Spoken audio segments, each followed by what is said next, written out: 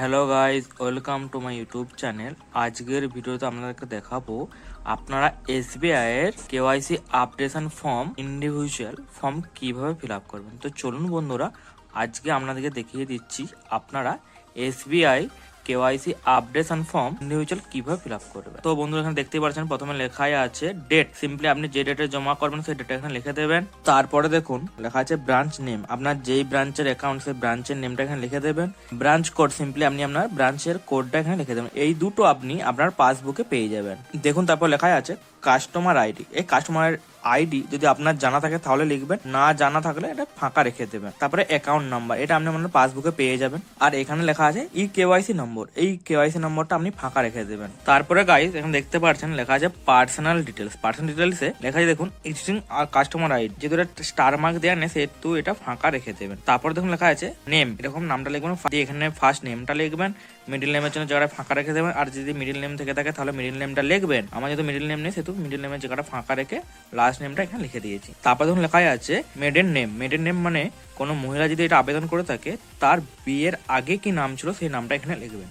আর যদি পুরুষ আবেদন করে থাকে তাহলে এই ঘরটা কিছু লেখার দরকার নেই। তারপরে লেখা আছে date of birth, simply date তারপরে মাস তারপরে ইয়ারটা সিম্পলি লিখে দেবেন। দেখুন লেখা আছে জেন্ডার, আপনি মেল না ফিমেল সেই ঘরটাতে ঠিক চিহ্ন দিয়ে দেবেন। তারপর দেখুন লেখা আছে ম্যারিটাল স্ট্যাটাস, তো আপনি ম্যারিড না আনম্যারিড সেটাতে ঠিক চিহ্ন দেবেন। তারপর লেখা আছে নেম অফ ফাদার মাদার, আপনি যেটা হবে সেটা নামটা লিখে দেবেন। আমি যদি ফাদার নামটা লিখেছি সিম্পলি ফাদার নামটা লিখে দিয়েছি। তারপর লেখা আছে নম্বর অফ ডিপেন্ডেন্স, আপনি যদি কারোর উপর ডিপেন্ড হন তাহলে এখানটাই নাম্বার লিখবেন। আমি যদি কারোর উপর ডিপেন্ড নয় সেহেতু 0 লিখেছি। তারপরে দেখুন লেখা আছে লিটারেট, মানে হচ্ছে নিরক্ষর। আপনি যদি নিরক্ষর হন তাহলে ইয়েস করবেন, আর যদি নো হন তাহলে নো করবেন। মানে আপনি যদি শিক্ষিত হন তাহলে নো করবেন, আর যদি অশিক্ষিত হন তাহলে ইয়েস করবেন। তো বন্ধুরা এরপর দেখতে পাচ্ছেন এখানে লেখা আছে নেম অফ গার্ডিয়ান, আপনি যদি মাইনর হয়ে থাকেন তাহলে এখানে গার্ডিয়ান নেমটা বসাতে হবে, আর যদি আমরা প্রাপ্তবয়স্ক হয় তাহলে এখানে বসানোর দরকার নেই। তারপরে দেখুন এখানে লেখা আছে ন্যাশনালিটি, যেহেতু ইন্ডিয়ান সেহেতু এখানে ইন ইন্ডিয়ানে ঠিক চিহ্ন দিয়েছি। তারপরে দেখুন হচ্ছে অকুপেশন টাইপ, আপনি অকুপেশনে কি করেন, x service, private sector, public sector, government sector, others, personal, self employed.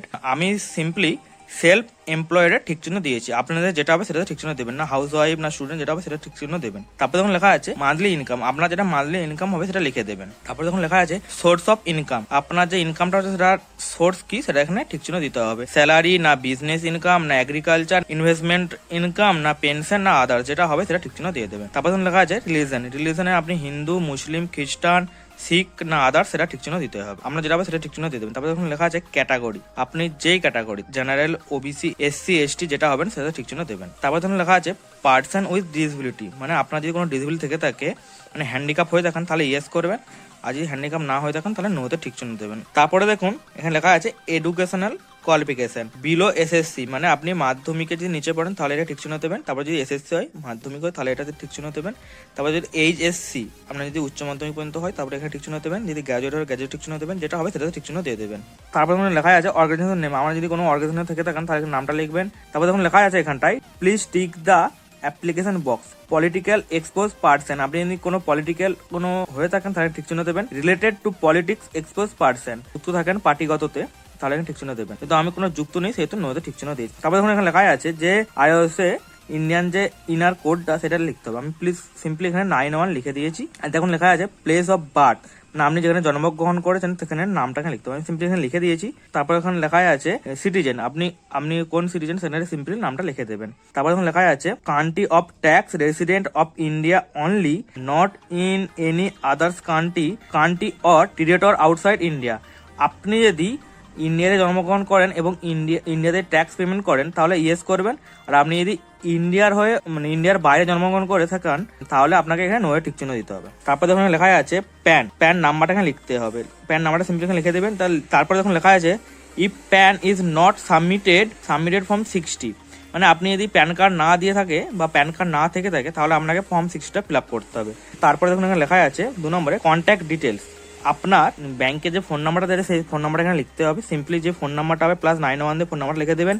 আর যদি ইমেল অ্যাড্রেস অ্যাড থেকে থাকে তাহলে ইমেল অ্যাড্রেস এখানে অ্যাড করে দেবেন। তো বন্ধুরা এই পেজে এইটুকুন, আপনাদেরকে পরের পেজে কি করতে হবে আপনাদের ঘুরিয়ে দেখাচ্ছি। তারপরে গাইস এখানে দেখতে পাচ্ছেন 3 নম্বরে proof of identity and address, আপনি অ্যাড্রেসের জন্য বা আইডেন্টিটির জন্য কোন ডকুমেন্টস দিতে চাইছেন তার পাশে ঠিক চিহ্ন দিতে হবে। এখন আমি যেহেতু আধার দিয়েছি সেহেতু আধারে ঠিক চিহ্ন দিয়েছি। তারপর দেখুন লেখা আছে এখানে ডকুমেন্ট নাম্বার বা আইডেন্টি নাম্বার, আপনি যেটা দেবেন তার নাম্বারটা এখানে সিম্পলি লিখে দেবেন ঘরটাতে। আর সেই ডকুমেন্ট যদি ইস্যু ডেট আর এক্সপায়ার ডেট থাকে তাহলে এই দুটো ঘরে লিখে দেবেন। 4 নম্বর দেখতে পাচ্ছেন অ্যাড্রেস ডিটেলস, সিম্পলি আপনি আপনার অ্যাড্রেসটা এখানে লিখে দেবেন, village, post, district, pin, state, সমস্ত কিছু এখানে লিখে দেবেন। 5 নম্বরে দেখুন অ্যাড্রেস ডিটেলস, আমরা যদি এই অ্যাড্রেস আর এই অ্যাড্রেস যদি সেম হয় তাহলে শুধু সিম্পলি এখানে ঠিক চিহ্ন দিয়ে দেবেন যে same as current and permanent address, simply এই ঘরটাতে ঠিক চিহ্ন দিয়ে দেবেন, তাহলে আপনার হয়ে যাবে। তো বন্ধু তারপরে আর কি করতে হবে আপনাদেরকে দেখাচ্ছি। 6 নম্বর এখানে দেখতে পারছো, 6 নম্বরটা এটা হচ্ছে আপনার যদি আইডি প্রুফে কারেন্ট অ্যাড্রেসটা ঠিক থেকে থাকে তাহলে এখন কোনো ঠিক চিহ্ন দিতে হবে না, সিম্পলি এখানে ডকুমেন্টের যে নাম্বারটা সেটা লিখে দেবেন আর এখানে যে ডেটা জমা করবেন সেই ডেটা এখানে লিখে দেবেন। আর বন্ধুরা 7 নম্বরে তোমাদেরকে দেখুন এখানে লেখাই আছে ডিক্লারেশন, সিম্পলি যে অ্যাপ্লিকেন্ট সে এখানে তার একটা পাসপোর্ট সাইজ ছবি এখানটায় দিবে আর সেখানে সিগনেচার সিম্পলি করবে। আর প্লেস আপনি যেখানে বসবাস করছেন সেই জায়গার নামটা এখানে দেবেন আর যে ডেট জমা করছেন সেই ডেটটা সিম্পলি এখানে দেবেন। দেওয়ার পর আপনাদের যখন এই যে নিচে দুটো এই নিচে যেগুলো আছে এগুলো সব অফিসের কাজ, সিম্পলি আপনাদের কিছু করতে হবে না। তো বন্ধুরা আপনারা এর সাথে আধার কার্ড, ভোটার কার্ড আর প্যান কার্ডের জেরক্স সহ এই ফর্মটা ফিল আপ করে আপনারা ব্যাংকে জমা করবেন, আপনাদের কেওয়াইসিটা আপডেট কমপ্লিট হয়ে যাবে। তো বন্ধুরা এই ছিল আজকের আমার ভিডিও। আমার ভিডিও যদি ভালো লেগে থাকে তাহলে চ্যানেলটা অবশ্যই